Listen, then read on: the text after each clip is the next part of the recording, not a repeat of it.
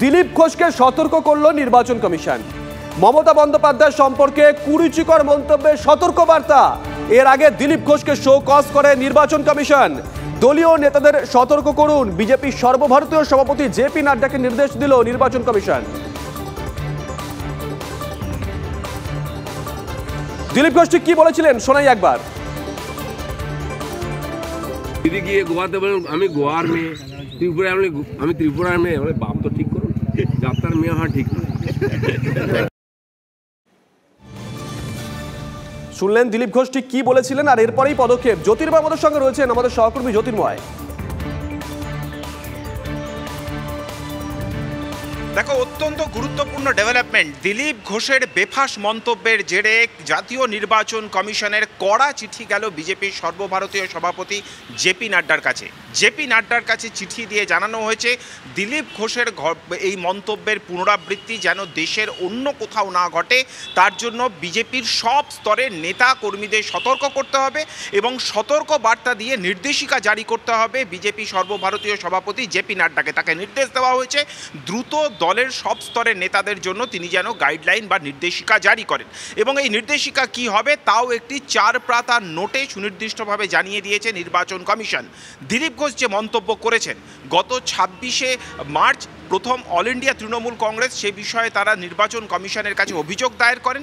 তার প্রেক্ষিতে 27শে মার্চ দিলীপ ঘোষকে শোকজ করা হয়। 28শে মার্চ দিলীপ ঘোষ তার জবাব তিনি দিয়েছেন, এবং খতিয়ে দেখে কিছুক্ষণ আগেই জাতীয় নির্বাচন কমিশন জানিয়েছে যে দিলীপ ঘোষ তিনি model code of conduct violate করেছেন, এবং গত 1 মার্চ নির্বাচন কমিশন ব্যক্তিগত আক্রমণ সংক্রান্ত যে নির্দেশিকা জারি করেছিল সেটা সম্পূর্ণভাবে ভায়োলেট করেছেন দিলীপ ঘোষ। তাকে কড়া সতর্ক করা হয়েছে ভবিষ্যতে যেন এই ধরনের ঘটনার পুনরাবৃত্তি না হয় সে বিষয়ে তাকে কেয়ারফুল থাকতে হবে, এবং একই ঘটনার পুনরাবৃত্তি ঘটেছে সুপ্রিয়া শ্রীনাথের ক্ষেত্রেও। তিনি কঙ্গনা রানাওয়াতের উদ্দেশ্যে মন্তব্য করেছিলেন এবং মল্লিকার্জুন খাড়গেকেও একই নির্দেশ দেওয়া হয়েছে যে নির্দেশ দেওয়া হয়েছে জেপি নাড্ডাকে।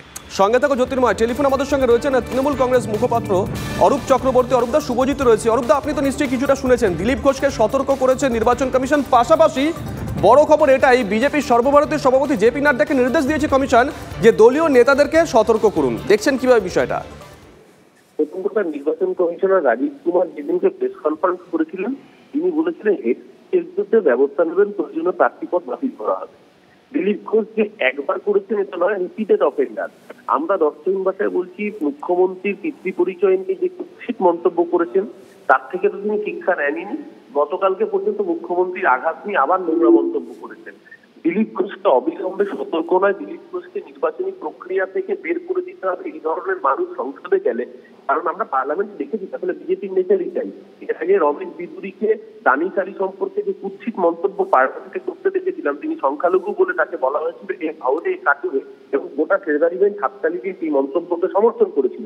বিজেপি একটা নারী বিদ্বেষী দল, বিজেপি সংখ্যালঘু বিদ্বেষী দল। তার জন্য বিজেপি যে তাদের এক্স হ্যান্ডেলে যে টুইট করে ভিডিও প্রকাশ করেছে তাতে রাহুল গান্ধীকে ছাত্র সাজিয়ে এবং মমতা বন্দ্যোপাধ্যায়, সোনিয়া গান্ধী, লালু যাদব, পুরো বিরোধী দল শরদ পাওয়ার সহ সবাইকে দিয়ে বলিয়েছে নারীদের বিরুদ্ধে যে আমরা ভাগ বাটোয়ারা করে খাই। এই যে কুৎসিত মন্তব্য, এটা সামগ্রিকভাবে বিজেপির নারী বিদ্বেষী মন্তব্যের প্রতিফলন। বেশ, বুঝতে পেরেছি। অসংখ্য ধন্যবাদ আপনাকে অরূপদা। আমরা কথা বললাম তৃণমূল কংগ্রেস মুখপাত্র অরূপ চক্রবর্তীর সঙ্গে।